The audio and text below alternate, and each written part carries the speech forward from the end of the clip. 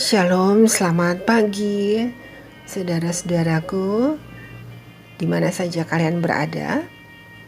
Renungan pagi hari ini tanggal 25 Februari, judulnya adalah Pengantara Allah dan Manusia.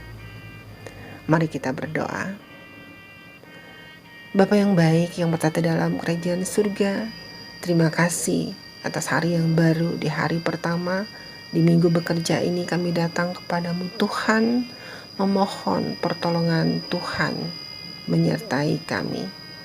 Pagi ini kami siap mendengarkan firman Tuhan sebelum memulaikan aktivitas kami. Kami butuh tuntunan Roh Kudus, menerangkan dalam hati kami apa yang kami dengar sebentar dan kami baca. Kami minta doa ini Tuhan, dalam nama anak-Mu Yesus Kristus kami berdoa. Amin. Ayat renungan terdapat di dalam Yohanes 3 ayat 16. Demikian firman Tuhan, karena begitu besar kasih Allah akan dunia ini, sehingga Ia telah mengaruniakan anaknya yang tunggal, supaya setiap orang yang percaya kepadanya tidak binasa, melainkan beroleh hidup yang kekal. Saudaraku yang kekasih dalam Yesus Kristus, Kristus diperlakukan sebagaimana kita layak diperlakukan, supaya kita dapat diperlakukan sebagaimana Ia layak diperlakukan. Ia dihina karena segala dosa kita yang dalamnya Ia tidak terlibat, supaya kita dapat dibenarkan oleh kebenarannya yang dalamnya. Kita tidak mempunyai hak apa-apa. Ia menderita kematian yang kita punya, supaya kita mendapat hidup yang Dia punya. Oleh segala bilur-bilurnya kita menjadi sembuh. Oleh kehidupan dan kematiannya, Kristus telah memperoleh jauh melebihi pemulihan dari kebinasaan yang terjadi oleh dosa. Adalah maksud setan untuk mengadakan perpisahan yang kekal antara Allah dan umat manusia. Akan tetapi, dalam Kristus kita dihubungkan lebih rapat lagi dengan Allah daripada sekiranya kita tidak pernah berdosa. Dalam mengambil sifat-sifat kita, Juru Selamat telah mengikatkan dirinya kepada manusia dengan ikatan kasih yang tidak akan pernah putus. Sepanjang zaman yang kekal, Ia dihubungkan dengan kita. Karena begitu besar kasih Allah akan dunia ini, sehingga Ia telah mengaruniakan anaknya yang tunggal. Yohanes 3 ayat 16. Ia mengaruniakan anaknya bukan saja untuk memikul dosa-dosa kita belaka dan mati sebagai korban kita. Ia menyerahkannya kepada umat yang telah berdosa, untuk memberi kita kepastian tentang janji perdamaiannya yang tidak berubah atau tidak terubah itu. Allah mengaruniakan anaknya yang tunggal itu untuk menjadi anggota keluarga umat manusia, untuk selama-lamanya memiliki sifat kemanusiaannya. Inilah ikrar yang menunjukkan bahwa Allah pasti akan menepati janjinya. Seorang anak lahir untuk kita, seorang putra telah diberikan untuk kita.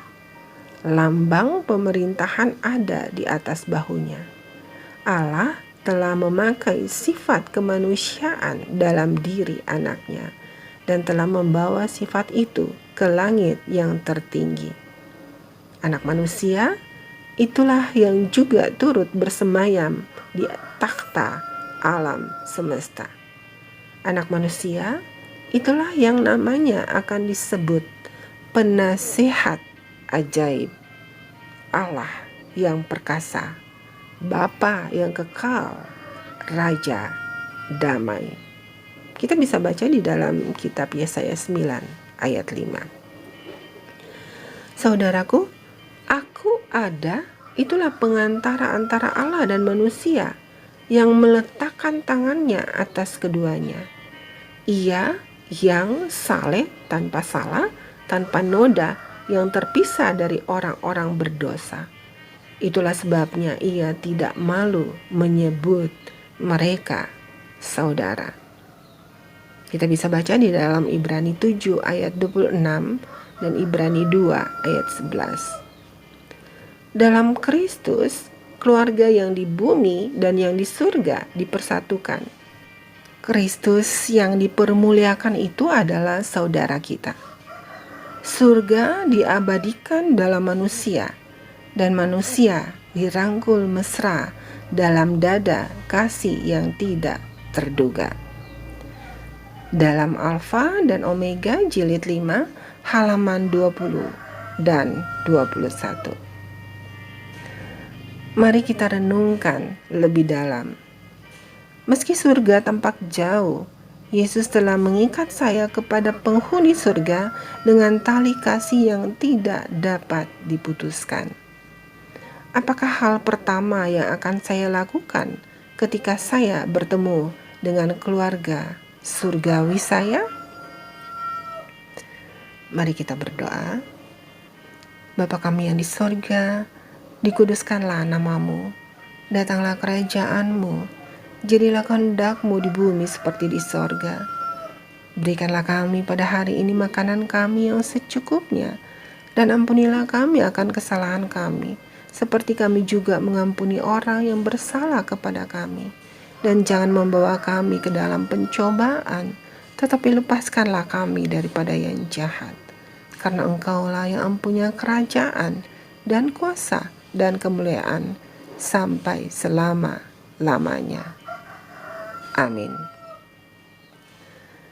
Demikianlah renungan kita hari ini tanggal 25 Februari. Selamat beraktivitas. Tuhan Yesus memberkati. Amin.